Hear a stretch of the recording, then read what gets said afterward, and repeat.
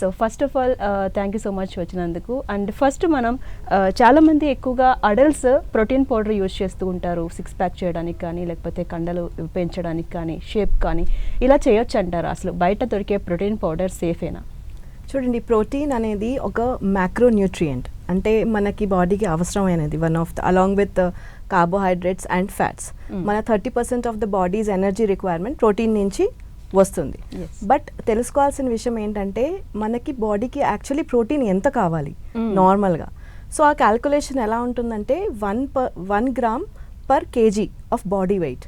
అంటే సపోజ్ ఎవరైనా 50 kgs ఉన్నారు బాడీ వెయిట్, వాళ్ళకి ఒక కేజీకి 1 గ్రామ్ అంటే 50 grams of protein per day, అంటే డైలీ రిక్వైర్మెంట్ వాళ్ళకి సరిపోతుంది.